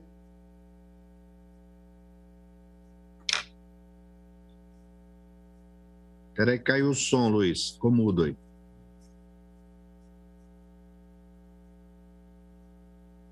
Luiz, estamos sem o seu som. Ah, voltou. Voltou. Então, a questão para nós é a seguinte: como que essa criança que veio da pré-escola, que não teve um primeiro ano presencial, que é a fase de alfabetização, né? Portanto, ela foi alfabetizada à distância, vamos dizer assim, ela começou o processo de alfabetização à distância. Como que isso concretamente se construiu? Para fazer isso, a gente tem um monte de gente falando do ponto de vista teórico, mas, na verdade, é preciso dar a retomada de algum tipo de atividade presencial, porque essas crianças terão que ser diagnosticadas. E esse diagnóstico, gente, não é possível fazer à distância. Eu, particularmente, não acredito que eu vá conseguir medir. Eu não estou falando de provas aqui, eu estou falando de diagnóstico mesmo, né?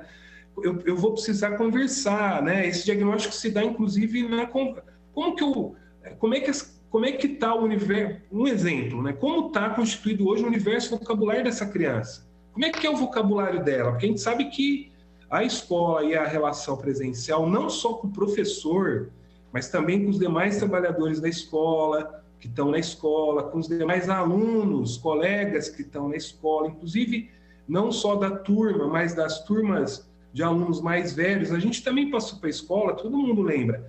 Esse universo vocabulário é composto, aquisição, né, desse universo vocabulário, só para dar exemplo dele, né? Essa aquisição se dá também nessa relação social, que não existiu em 2020. Então, nós vamos ter que agora tentar entender como que essas crianças estão, em que situação dessa relação com o conhecimento elas estão colocadas hoje, para poder redesenhar esse percurso. Então, vereador, o senhor pergunta como é o percurso? O percurso terá, isso é um dado que está estabelecido. O percurso, que é isso que nós chamamos de currículo, ele terá que ser redesenhado. Então, por exemplo, o segundo ano de 2021 não pode ser um segundo ano como era em 2019.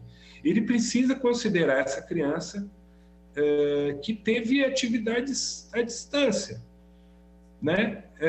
E que mais, né? Eu acho que essa diversidade nessas turmas, ela nunca vai ser maior do que vai ser agora, porque embora nenhuma criança é igual a outra, nenhum aluno, nenhum estudante é igual ao outro, em nenhuma idade, né, gente? Eu não estou falando só nessas idades, não. Quem dá aula sabe que cada um é as turmas elas são muito diversas, as pessoas se colocam na relação com o conhecimento de maneira muito diversa. Mas eu acho que essa diversidade vai ser potencializada agora, porque nós vamos ter crianças que conseguiram estabelecer uma relação mais próxima com o conhecimento no momento da pandemia e crianças que não conseguiram. Eu também tenho exemplo disso em casa, tenho 2 filhos e tenho essa minha filha que se dá super bem com esse mundo, essa relação, e meu filho que não, que tem uma outra relação com isso. Isso também a gente vai precisar considerar, estamos falando aí de ações humanas, né? Então, a expectativa da Secretaria de Educação, e está indicado no nosso protocolo, é que a prioridade da retomada das atividades presenciais se dê para, primeiro, o restabelecimento do vínculo, porque esse é um outro elemento muito importante. Depois de um ano sem escola, a gente precisa reaprender as relações na escola presencial, isso não é simples. Abre agora e vamos, não é assim. Agora eu preciso reaprender isso, inclusive nessa escola nova, com novos protocolos, as crianças vão ter que reaprender o que é isso, elas vão ter que ser novamente institucionalizadas, né? Essa que é um pouco a questão. Então, a nossa prioridade, uma delas é isso. A outra prioridade é a questão do acolhimento, para entender que elas vão chegar com necessidades muito diversas, tanto alimentares como de outro tipo. Então, por exemplo, tem toda uma rede de relações que as crianças têm, os alunos têm, em função de estarem na escola, e essa rede foi prejudicada. vão chegar agora e vão precisar do reestabelecimento dessa rede. Então, esse é um outro indicativo que a gente está dando. Olha, a primeira prioridade é essa adaptação nessa nova escola. A segunda prioridade, o acolhimento a essas necessidades. Então, a escola está muito mais agora para acolher, né? E a terceira questão, que para nós é central, é diagnosticar em que condição essas crianças, do ponto de vista da relação do conhecimento, estão, para que a gente possa redesenhar o currículo e reorganizar essas turmas. A gente não imagina que nós vamos ter uma escola normal ainda em 2019, mas a gente precisa imaginar que nós temos que ter uma escola redesenhada para atender essas crianças já em atividades presenciais, à medida que a pandemia vai melhorando, os índices que a gente imagina que melhore, né? É um pouco essa a questão. Eu queria só falar uma questão, só dar um dado. Vereador, eu sei que eu já falei demais, mas agora é um minutinho, e eu encaminho também para a comissão essa informação, que é um dado sobre... o senhor perguntou na outra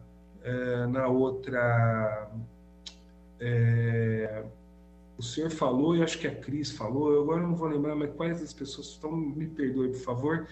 Acho que foi a Cris, que a Unicef aponta para o impacto na matrícula das crianças. Isso é um fato, viu, gente? É uma questão bastante importante. A gente também não tem o diagnóstico completo ainda, começamos a levantar, mas um dado eu já vou dar para vocês. Duas coisas ocorreram, né, com a pandemia. A primeira é que a gente ficou claro que as pessoas já tinham clareza do que é escolarização obrigatória. Olha só que interessante, a gente que lida mais com legislação educacional, acho que esse é um assunto só nosso, não. As famílias também já tinham clareza disso. Por quê?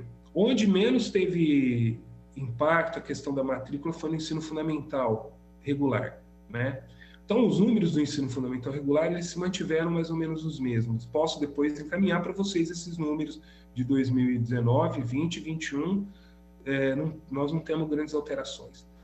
Onde que a gente teve impacto? Na educação infantil e na educação de adultos. Tanto que a gente começa a trabalhar, sobretudo agora com a retomada das atividades presenciais, provavelmente a gente deve sair com chamamento público, chamando as pessoas de volta. Então, eu vou dar só um dado para vocês, só para vocês terem. Nós tínhamos um total de matrículas em 2019 que era de 35.425 crianças. Estou falando da educação infantil, né? 2020, esse número cai para 35.006 e para 2021, esse número cai para algo em torno de 33 mil crianças. Então, nessa faixa de crianças que a escolaridade não é obrigatória, que, portanto, o pai, a mãe, a família não responde pela não matrícula, houve sim uma queda na busca pela escola em função da escola estar fechada. Então, esse é um outro elemento importante para a gente considerar quando fala da abertura das escolas, né? E um outro dado bastante importante é que a gente ainda está levantando os números, mas a gente já tem um número preliminar. Em 2020, a crise que a pandemia gerou fez com que nós tivéssemos uma migração bastante razoável de crianças na educação infantil das escolas privadas para a rede municipal. Então, nós estamos aí lidando com um universo que está girando em torno de 900 crianças, que é um número para nós bastante grande. Basicamente, são 3 escolas, né? Não é qualquer coisa. Eu posso encaminhar esses números para vocês de forma mais fechada, mas esse já é um balanço inicial que a gente tem. Esse número, sobretudo de escola privada, a gente teve que fazer alterações no sistema para conseguir levantar, porque para vocês terem ideia do impacto disso, essa era uma informação que era irrelevante para nós. As crianças transitavam de rede. Como a educação pública ela é direito de quem quiser, eu não posso ficar perguntando por que você veio da rede privada. Essa é uma informação que passou a ser importante agora, para entender o cenário. Mas a gente já tem um número que está circulando aí, eu acredito que deva chegar em torno de 1.000 crianças. Preliminarmente estamos aí em 800 e alguma coisa, mas deve chegar em torno de 1.000 crianças, o número de crianças que vieram da rede privada só em 2020 para a rede municipal, na educação infantil. No ensino fundamental, esse impacto ele não existe porque ele é menor, porque as nossas vagas elas praticamente são ocupadas na totalidade, né? Legal. Bom, vereador, falei demais, peço desculpa e... Não, já são 11h35, nós temos até meio-dia. Vamos passar para mais uma rodada. E aí eu queria iniciar, talvez, pelo vereador Marrocunha, se ele quiser fazer algum comentário, algum questionamento. E aí depois a Cris, depois o Vanderlei, se ele ainda quiser, e por último o nosso relator, Eduardo Magó. Marrom, se quiser fazer algum comentário, algum questionamento. Obrigado aí pela presença. Bom dia, presidente Rossini. Bom dia a todos. Eu gostaria de fazer uma pergunta para o Luiz. Luiz, muito boas suas palavras aí, tá? Tirando as dúvidas aí com transparência. Eu só gostaria, assim como eu sou presidente também da pessoa com deficiência, eu gostaria de fazer uma pergunta. Se será possível, né, a recuperação realmente do aprendizado perdido pelas pessoas com deficiência, porque nós sabemos das dificuldades que já enfrentam, né? Se vai ter algum projeto com professor especializado, essa recuperação, até mesmo do próprio transporte. Então, eu gostaria mais, assim, se desse uma esclarecida para a gente, aí se já está tendo algum trabalho em cima, realmente, dessas pessoas com deficiência. Ok, obrigado. Vamos fazer no bloco, né? Aí depois o Luiz responde a todos, tá bom? Cris. Eu queria aproveitar, né, para dizer que a gente entende todo esse problema, né, que a educação gera, desde transporte das crianças para os bairros mais afastados, que a prefeitura se preocupa com isso, todo agora o protocolo de segurança que nós vamos ter que usar daqui para frente. Mas eu vejo assim uma oportunidade que esse momento nos traz de uma palavra que acho que simboliza tudo isso, que é a colaboração, para esse tema que nós estamos falando agora, né? Então, eu acredito que é muito importante que a educação para o brasileiro, ela está sempre entre o terceiro, quarto lugar de importância, né? Primeiro, às vezes, é a corrupção ou a saúde, e na sequência vem a educação, sinal que todos nós nos preocupamos com das nossas crianças. Então, assim, o que eu penso que essa parte colaborativa é um canal que a prefeitura tem que buscar sempre, né? Seja nas universidades, a PUC, Unicamp, USP, com tantos profissionais qualificados, conhecimento vasto, que possa fazer umas reuniões para discutir e uma forma de trazer inovações e agilizar essa inovação. Acredito que em setembro de 2020, início de outubro, nós perdemos uma oportunidade de trazer as crianças para a escola e prepará-las melhor, né? Porque, assim, se a gente perceber, as crianças que educam os pais, né? Elas recebem informação na escola e elas fazem os pais fazerem o que elas aprenderam na escola, seja com o meio ambiente. Então, assim, é rico esse lado de trabalhar com a criança, porque ao mesmo tempo que você informa a criança, você informa a família da criança, né? Então, a gente não pode perder esse braço. E nós precisamos nos preocupar assim, com tudo, é muito amplo o que envolve a educação, falei até na parte de transporte, agora de acolhê-las na escola com certo espaço, né, de visão. Então, assim, o que eu deixo e peço assim, que a gente possa mandar, sei lá, cartas para essas instituições, seja a Unicamp, seja a PUC, para que os mestres possam se reunir, trazer o conhecimento que eles têm, né? E haja uma colaboração, inclusive até com a parte da iniciativa privada, em termos de projetos. Por exemplo, tem na iniciativa privada pessoas que fazem já programas específicos para as crianças e que o professor não precisaria perder tempo com isso, poderia ter um convênio. Então, acho que é muito importante a gente começar a abrir esse processo de convênios, né? Para que a nossa educação ela seja realmente inovadora, né? E tem muitos métodos inovadores que a gente precisa adaptar para essa geração que está vindo, porque houve uma revolução agora, né? A quarta revolução industrial aí, e a gente não pode ficar para trás, não. Como você disse, Campinas é um exemplo, nós temos aí vários braços que a gente pode aproveitar, inclusive da população. Por exemplo, nós temos aí muita gente que se aposentou, que já está vacinada e que pode colaborar de fazer uma visita, dependendo tem que ser bem estruturado isso, na casa da família, ensinar a criança. Então, assim, a gente pode aproveitar esse braço das mães que têm esse conhecimento, ou então instruir as mães, que isso é envolver a sociedade, né? Então, tem muitas ideias que a gente pode colocar em prática, e o principal é ter um canal de voz para que essas ideias cheguem e que a gente possa escolher entre as melhores. Então, fica aí minha sugestão. Obrigada. Legal, Cris. O Vanderlei fala que já está contemplado, então já passo para o vereador Eduardo Magoga aí.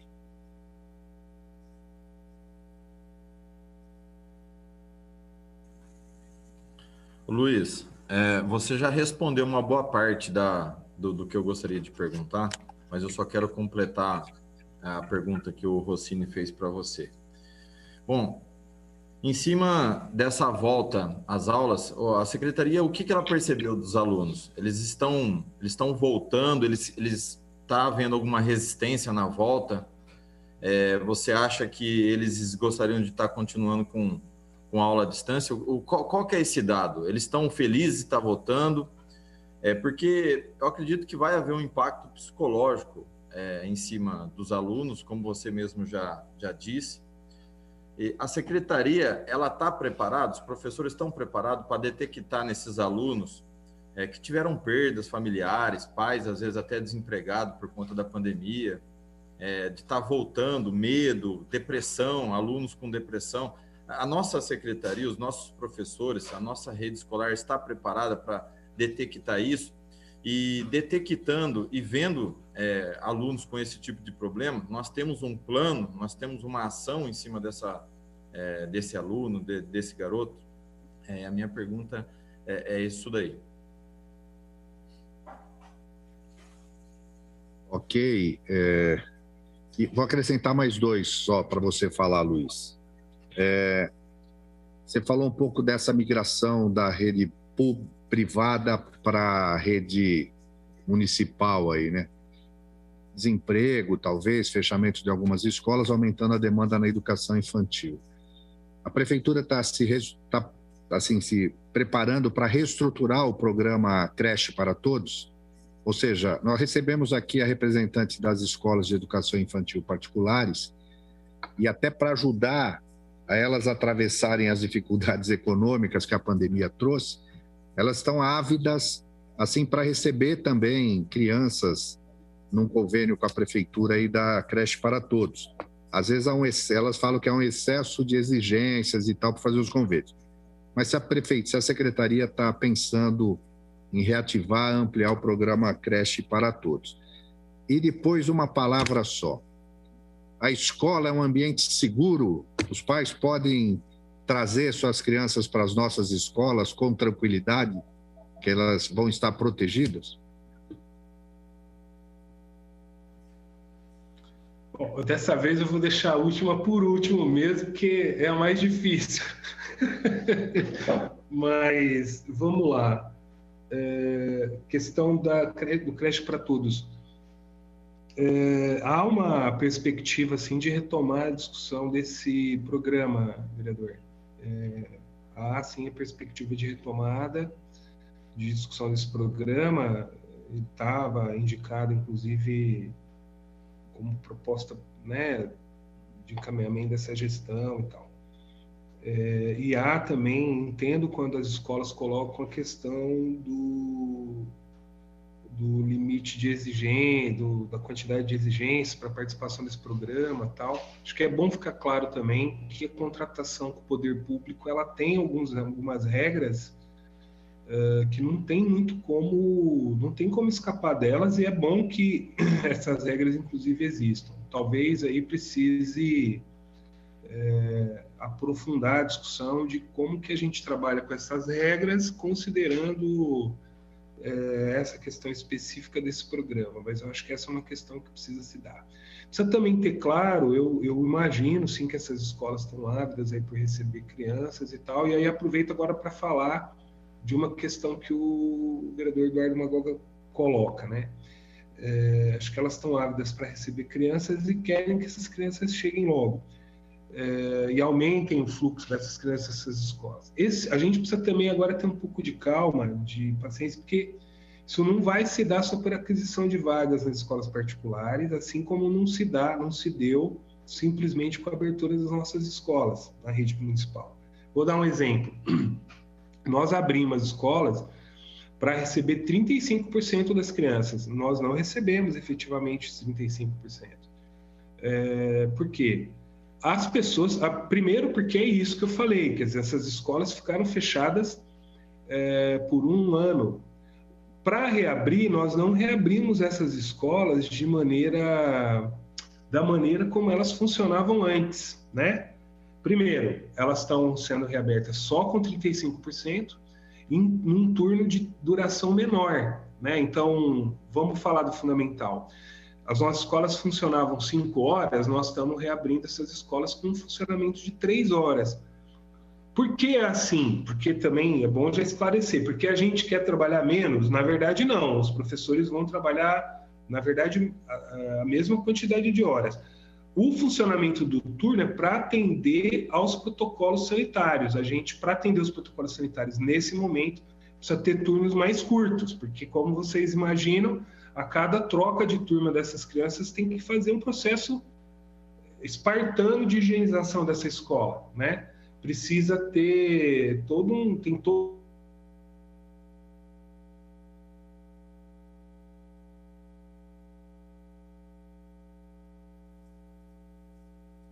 Ficou mudo de novo, Luiz.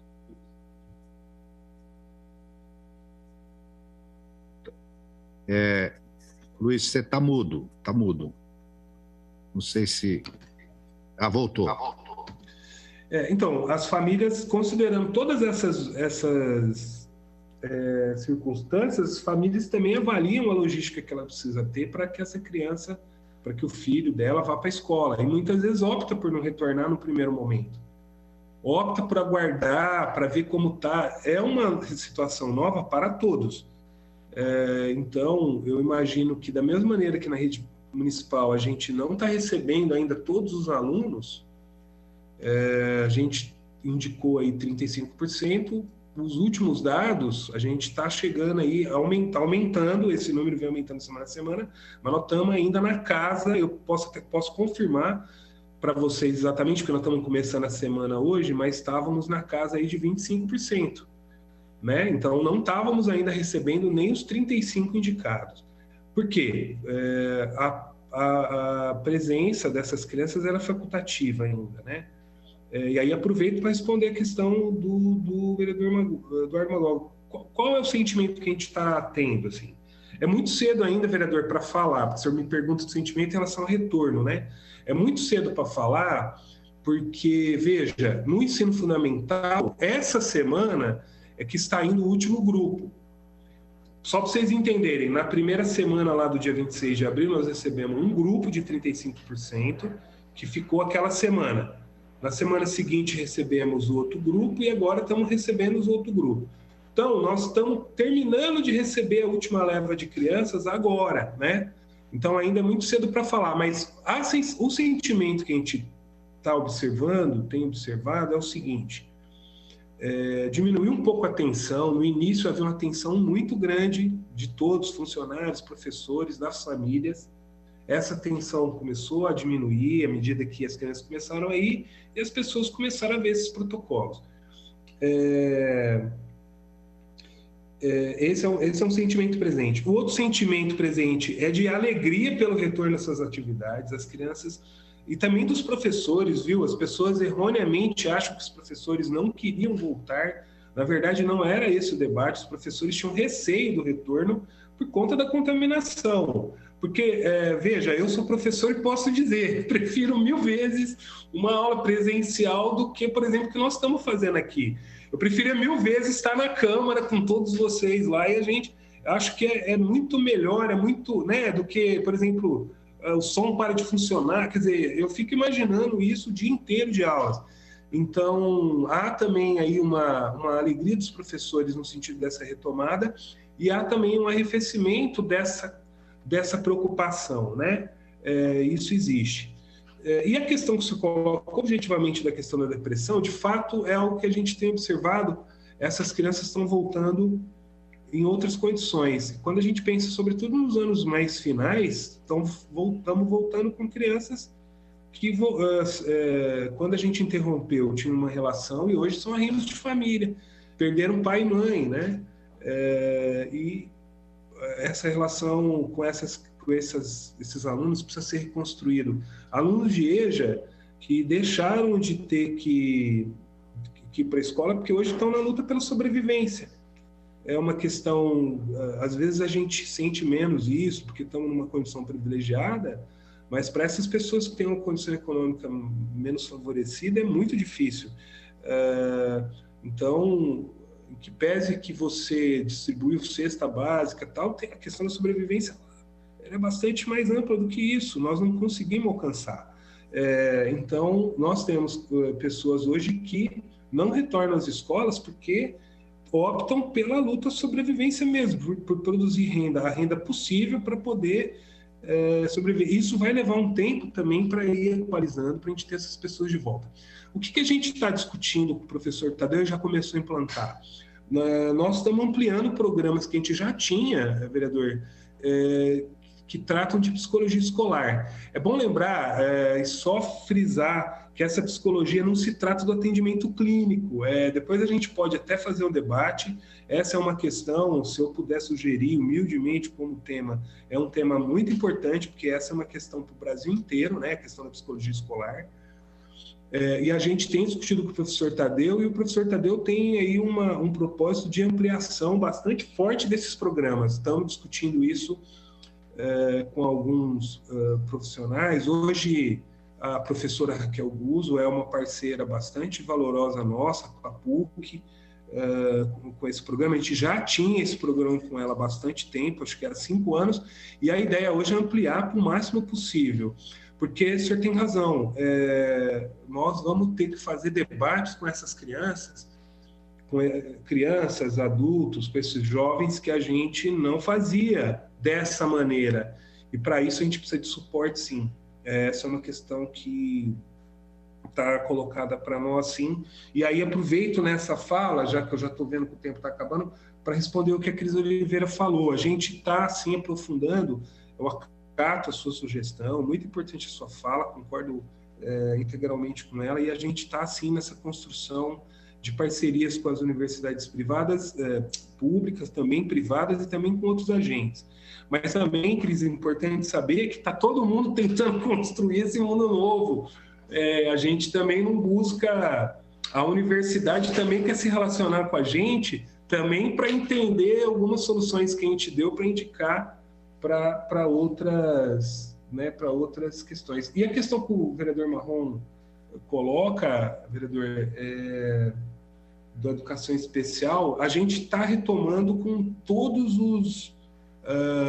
praticamente todos os atendimentos específicos à educação especial. Inclusive, cuidadores retornam agora já, então os alunos vão ter plena condição de retornar às atividades presenciais também, mesmo esses alunos de educação especial. O que a gente vai ter que fazer, um plano, isso eu não sei nem se era exatamente disso que o senhor perguntava, mas aproveito para falar, é sobre esses alunos de educação especial que tinham necessidade de atendimento complementar, porque ficaram sem esse atendimento nesse ano. Nós vamos ter que receber essas crianças para também ver como elas estão, mas e acho que essas parcerias com essas instituições que oferecem essas atividades complementares, ela vai ter que ser aprofundada. Nós vamos ter que oferecer essas atividades complementares talvez num patamar diferente, porque essas crianças ficaram esse tempo sem o recebimento dessas atividades complementares, né? Estou falando de fisioterapia, terapia ocupacional, quer dizer, essas atividades que complementam. Para as atividades escolares propriamente dita, essas crianças vão retomar as atividades como as demais. A gente está dando tratamento igual, tanto inclusive transporte adaptado, ele está em funcionamento. Mas também é um fator importante considerar aí, que é o seguinte: Como essas crianças elas têm comorbidade, muitas delas optam por não retornar às atividades agora. Então, nós ainda vamos levar um tempo para ver essas crianças na escola, não porque não temos condições, mas porque é um temor ainda das pessoas e uma preocupação em relação ao estado de saúde dessas crianças. Para terminar, vereador, o senhor faz aquela última pergunta bastante difícil, se a escola é segura ou não. Olha, a Secretaria de Educação, desde o ano passado, foi acompanhada pelo Ministério Público Paulista, São Paulo, por meio do Dr. Rodrigo, da Vara da Infância, e a doutora Clarice, do Ministério Público do Trabalho. Esses dois promotores fizeram um procedimento para acompanhar a adequação das escolas. Aproveito aqui o ensejo para agradecer os dois, né? Um empenho muito grande dos dois, e o que eu posso dizer é que, do ponto de vista do que se sabe da pandemia hoje e das exigências de protocolos, as nossas escolas são seguras. Significa que não há risco de contaminação? Não. Significa que elas hoje atendem a todos os protocolos sanitários, e eu acho que elas são mais seguras do que outros ambientes sociais que a gente frequenta. Porque, por exemplo, quando a gente vai em supermercado, a gente vê relaxamento de protocolos, coisa que na escola a gente espera que não ocorra. Agora, esse processo não é infalível. A questão da contaminação, o que se tem dito, é que tem que ser um compromisso pessoal das pessoas de manterem uma disciplina ali no atendimento aos protocolos de uso de máscara, uso da proteção, uso do álcool gel, monitoramento de temperatura, sobretudo na escola, não aglomerar, né, não baixar a guarda. Então, por exemplo, que a gente tem dito para as cozinhas da escola, na hora do almoço dos funcionários, evitar, porque senão senta todo mundo lá na sala para comer e fica sem máscara, ali é um momento que se contamina, e isso é muito difícil de fazer. A gente, andando pelas ruas, a gente vê que é muito difícil. A sociedade ainda tem dificuldade de lidar com esses novos protocolos, e na escola não é diferente. Mas as escolas hoje estão preparadas com totem, álcool gel, os professores receberam EPIs. O protocolo adotado hoje é um protocolo que garante, sim, segurança. Tenho convicção para afirmar isso, e mais do que convicção, tenho o acompanhamento desses dois promotores que acompanharam passo a passo toda a adequação dessas escolas, junto, inclusive, com a vigilância sanitária. Para vocês terem ideia, a vigilância sanitária acompanhou a cada uma das 208 escolas da rede municipal e certificou para o retorno ou não. Teve escolas, inclusive, que ficaram momentaneamente impedidas de retornar até que essas adequações foram feitas. Foi um processo bastante longo, bastante sério, né? Tá bom? Então, eu agradeço e encerro minha fala, falo demais mais uma vez, peço desculpas se não esclarecer alguma coisa e estou à disposição.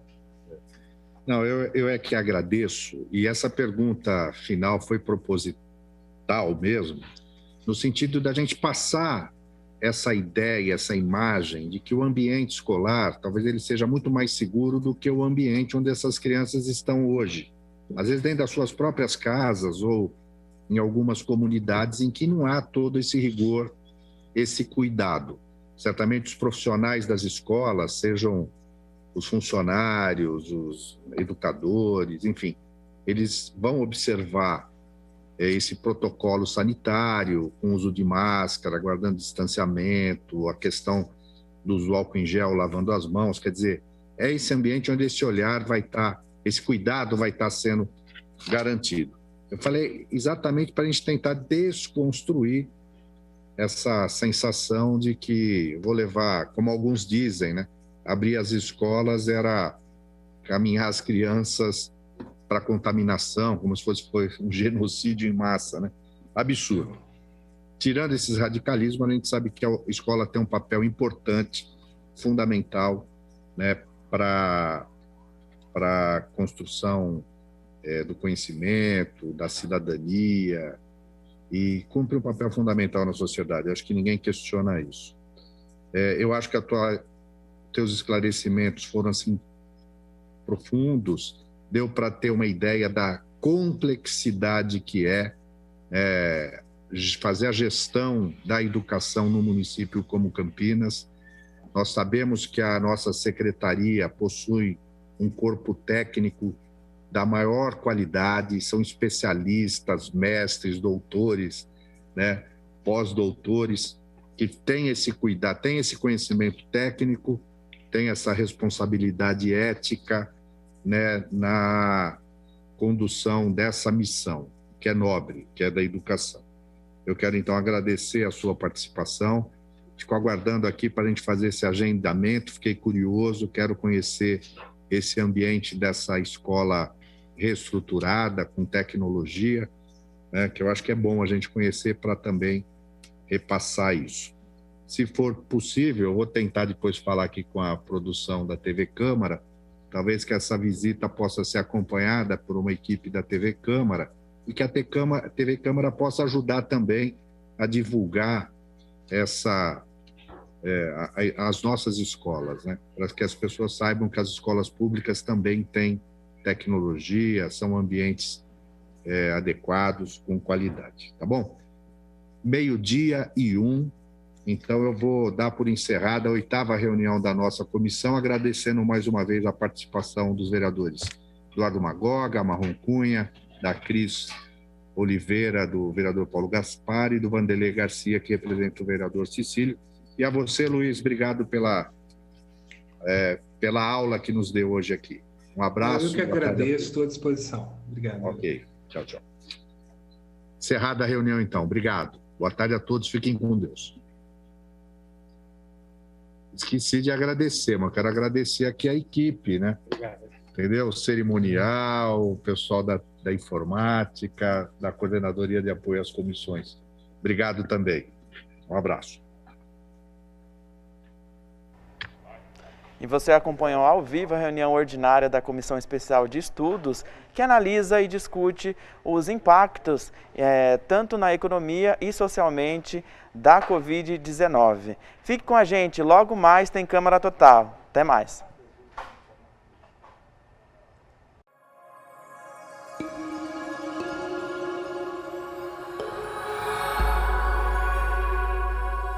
TV Câmara, Campinas.